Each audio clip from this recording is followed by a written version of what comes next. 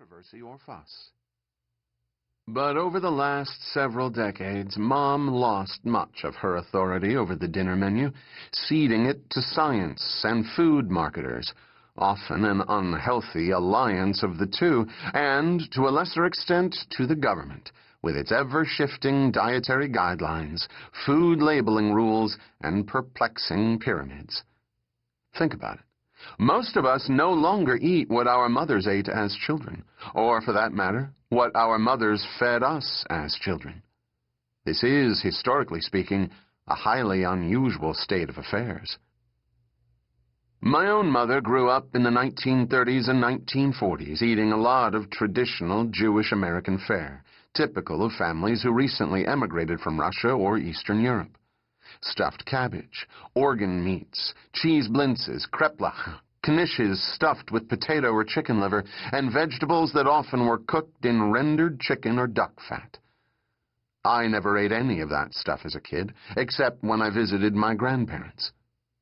My mother, an excellent and adventurous cook whose own menus were shaped by the cosmopolitan food trends of New York in the 1960s, her influences would have included the 1964 World's Fair, Julia Child and Craig Claiborne, Manhattan restaurant menus of the time, and of course the rising drumbeat of food marketing, served us a rotating menu that each week completed a culinary world tour. Beef bourguignon or beef stroganoff on Monday, coq au vin or oven-fried chicken in a Kellogg's cornflake crust on Tuesday, meatloaf or Chinese pepper steak on Wednesday. Yes, there was a lot of beef. Spaghetti pomodoro with Italian sausages on Thursday, and, on her weekend nights off, a Swanson's TV dinner or Chinese takeout.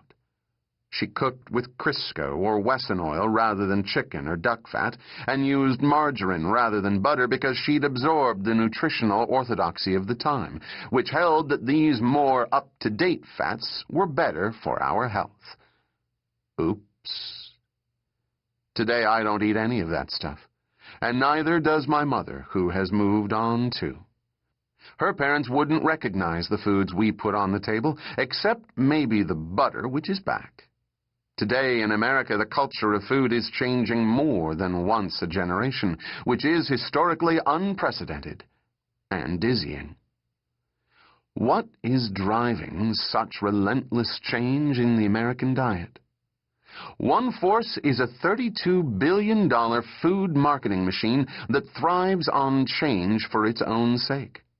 Another is the constantly shifting ground of nutrition science that, depending on your point of view, is steadily advancing the frontiers of our knowledge about diet and health, or is just changing its mind a lot because it is a flawed science that knows much less than it cares to admit. Part of what drove my grandparents' food culture from the American table was official scientific opinion, which, beginning in the 1960s, decided that animal fat was a deadly substance. And then there were the food manufacturers, which stood to make very little money from my grandmother's cooking because she was doing so much of it from scratch, including rendering her own cooking fats. Amplifying the latest science, they managed to sell her daughter on the virtues of hydrogenated vegetable oils, the ones that we are now learning may be, well, the deadly substance. Sooner or later, everything solid we've been told about the links between our diet and our health seems to get blown away in the gust of the most recent study.